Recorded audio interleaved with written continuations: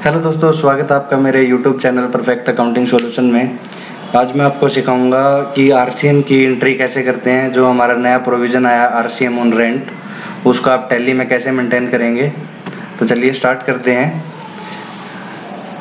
आपको वाउचर में जाना है। वाउचर में आप F7 से जनरल वाउचर ओपन करेंगे और आपको डेबिट करना है CGST। मान लीजिए आप लोकल में रेंट पे कर रहे हैं और उसके लिए आपको CGST और SGST लगेगा। अगर इंटर स्टेट का आपका है तो IGST आपका लगेगा। मेरे केस में लोकल है, तो आपको यहाँ पर मान लीजिए आप 18,000 रुपये रेंट पे करते हैं, मल्टीप्लाई बाई 0.09, क्योंकि 9% हमारा CGST में जाएगा और 9% हमारा SGST में जाएगा।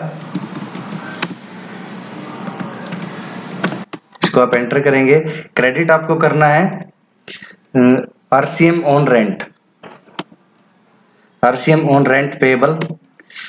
RCM ऑन रेंट पेएबल को आप रखेंगे प्रोविजंस के अंडर। यहाँ आपको प्रोविजन रखना है। उसके बाद आप इस एंट्री को सेव कर देंगे। आप किसी भी डेट में कर सकते हैं, जैसे मैं मई मंथ का कर रहा हूं तो मैं 31/5 में कर देता हूँ ये एंट्री।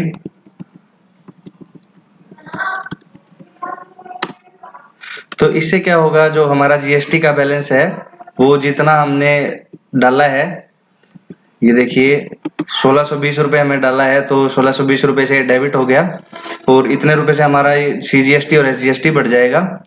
लेकिन अब आपको प्रोविजन के अंदर जाके वो पे करना पड़ेगा।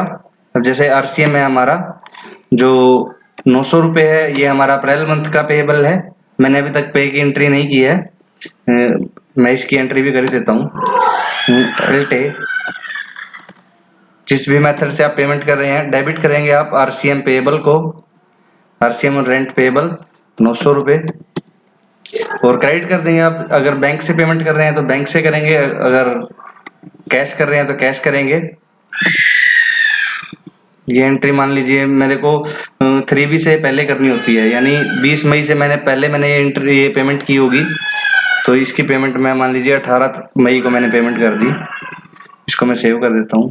अब देखिए जो हमारा मई मंथ का RCM पेएबल है वही सिर्फ बच गया। अब इसको हम पे करेंगे जून मंथ में।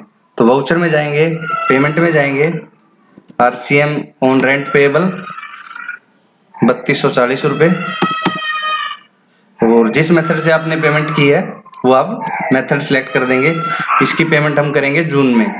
जून की 3B से पहले हमें इसकी पेमेंट करनी है, तो मान लीजिए ये पेमेंट मैं करूंगा 16 जून को। इसको आप सेव कर देंगे। तो इससे क्या होगा, आपका कैश में पे भी हो जाएगा और क्लेम भी हो जाएगा। क्लेम कैसे हो जाएगा, जो आपका CGST और SGST है वो डेबिट किया था हमने, तो वो उतनी अमाउंट से बढ़ गया था, और क्रेडिट किया था हमने प्रोविजन को, तो हमारा प्रोविजन में पेएबल आ गया था और पेएबल को हमने उसको पे कर दिया। जो प्रोविजन हमारा खत्म हो गया, लेकिन CGST और SGST हमारे डेबिट रह गए। तो ये एंट्री बिल्कुल प्रॉपर हो चुकी है हमारी। तो रेंट पेएबल आप ऐसे मेंटेन कर सकते हैं। अगर आप कंप्लीट टैली सीखना चाहते हैं तो मेरे चैनल परफेक्ट अकाउंटिंग सॉल्यूशन को अभी सब्सक्राइब कीजिए। मेरे YouTube चैनल पर आप जाएंगे, वहां पर प्लेलिस्ट में आपको सारी वीडियोस मिल जाएंगी। क्लास 1, क्लास 2, क्लास वाइज मैंने वीडियो बना रखी है, आप वहां से वीडियो देख सकते हैं और कंप्लीट टैली सीख सकते हैं। या अगर आपका कोई फ्रेंड या रिलेटिव अगर सीखना चाहता है तो आप उसको रेफर कर सकते हैं।